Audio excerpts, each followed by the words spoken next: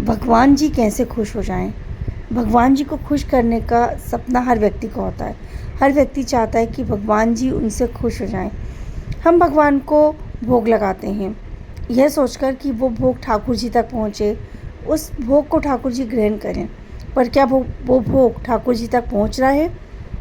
कितनी अजीब बात है ना। हम भगवान को थाली भर भर के पकवानों का भोग लगाते हैं और उसी समय यदि हमारे दरवाजे पर कोई भिखारी आ जाए कुछ मांगने के लिए तो हम उसको भगा देते हैं, हम उसको वो नहीं देते। इसी बात को बताने के लिए एक छोटी सी कहानी लेकर आई हूँ मैं। एक बहुत बड़ा बिजनेसमैन था, बहुत पैसा था उसके पास, बहुत इनकम होती थी उसकी। उसे किसी ने बताया कि तुम्हारी इनकम और ज़्यादा होगी और स्पेशली तुम्हारी इनकम बनी रहेगी, क्योंकि क्या होता है ना, कई बार कुछ लोगों की लाइफ में बहुत कुछ अच्छा चलता है, अच्छी इनकम होती है, बट समय के साथ साथ वो चीज़ें चेंज हो जाती हैं और कई बार उसे बिज़नेस में प्रॉफिट के साथ साथ लॉस भी होता है। तो ऐसा उस व्यापारी के साथ भी चलता था। तो उस व्यापारी ने किसी से पूछा, तो उस व्यापारी को एक पंडित ने बोला कि यदि तुम चाहते हो कि तुम्हें बिज़नेस में सिर्फ प्रॉफिट ही प्रॉफिट हो, लॉस ना हो, तो उसके लिए सीधी सी बात है कि तुम कुछ दान पुण्य करा करो।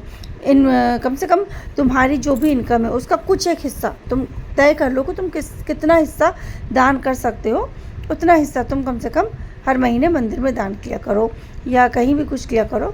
तो उस व्यक्ति को ये बात सही लगी, उसने ये चीज़ सोच ली, ठीक है, अब हर महीने उसका जितना भी प्रॉफिट होता है, इनकम होती, वो उसका कुछ एक भाग का एक चेक बनाकर मंदिर में डोनेट कर देता और बहुत खुश होता कि ठीक है, मैं तो दान कर रहा हूँ, सब चीज़ें ठीक है।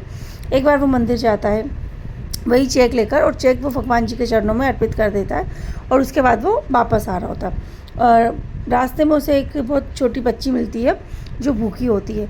वो बच्ची उसके पास आती है और बोलती है, अंकल अंकल, मैंने बहुत दिन से खाना नहीं खाया है, प्लीज़ मुझे कुछ खाने को दे दीजिए, मुझे बहुत भूख लग रही है। ये आदमी पहले तो उसे डांट देता है, भगा देता है कि तुम लोग ऐसा भीख मांग के क्यों खाते हो, क्या मतलब है, इससे भगा देता है। पर वो लड़की बहुत ज़्यादा भूखी होती है रियल में, तो वो उस आदमी से बोलती है, तो वो आदमी बोलता है ठीक है। तो वो आदमी उस बच्ची को कुछ फ्रूट्स वगैरह लेकर दे देता है और उसे खाने को देता है। वो बच्ची बहुत खुश हो जाती है और वो फ्रूट्स खा लेती है। उसके बाद वो आदमी घर आता है, सो जाता है। उसी रात उस आदमी को एक सपना दिखता है, जिस सपने में भगवान उससे कहते हैं कि बेटा, आज तूने मुझे जो फल दिए वो मुझ तक पहुंच गए और मैं उनसे बहुत प्रसन्न हूँ। यह सपना देखने के बाद वो आदमी थोड़ा सा परेशान हो जाता है। सुबह उठता है और उठकर सोचता है कि ऐसा सपना मुझे क्यों दिखा, मैं तो भगवान जी को डेली इतना चेक चढ़ा रहा हूँ मंदिर में, इतना वो कर रहा हूँ दान, उसके बाद भी आज तक मुझे कभी ऐसा सपना नहीं दिखा, आज ही मुझे ऐसा सपना क्यों दिखा। बहुत परेशान होकर वो आदमी उसी पंडित के पास जाता है जिस पंडित ने उसको बताया था कि तुम इस तरह से दान पुण्य करो। जब वो पंडित को ये सपना बताता है तो पंडित उससे पूरी बात पूछते हैं डिटेल में कि क्या हुआ था, क्या किया तुमने। वो पंडित जी को पूरी बात बता देता है। तो वो पंडित जी मुस्कुराते हैं और कहते हैं कि सही तो सपना देखा तुमने, याद करो मैंने तुमसे क्या कहा था, मैंने कहा था तुम उस चीज़ को दान करो, अच्छे कामों में लगाओ उस पैसे को, लेकिन तुमने मंदिर में चेक दिया। तो सही मायने में वो चेक कभी मंदिर में भगवान जी तक पहुँच ही नहीं पाया, लेकिन जब तुमने भूखी बच्ची को खाना खिलाया तो सही मायने में वो भगवान की पूजा हुई। हम भी ऐसे कुछ करते हैं ना, हम भी ऐसे भगवान जी को भोग लगा रहे हैं, 56 भोग लगा रहे हैं, पर सही मायने में भगवान जी तक वो भोग पहुंचता कैसे है?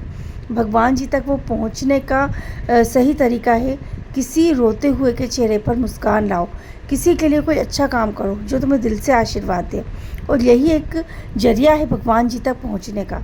भगवान जी के लिए हम बहुत सारे दान पुण्य कर रहे हैं, मंदिर बनवा रहे हैं, मंदिरों में दान दे रहे हैं, इससे कभी भगवान जी खुश नहीं होते हैं। भगवान जी खुश होते हैं किसी रोते हुए चेहरे पर मुस्कान लाने से। तो इस बात को ध्यान रखिए और ऐसा ही सोचकर दान पुण्य करिए। धन्यवाद।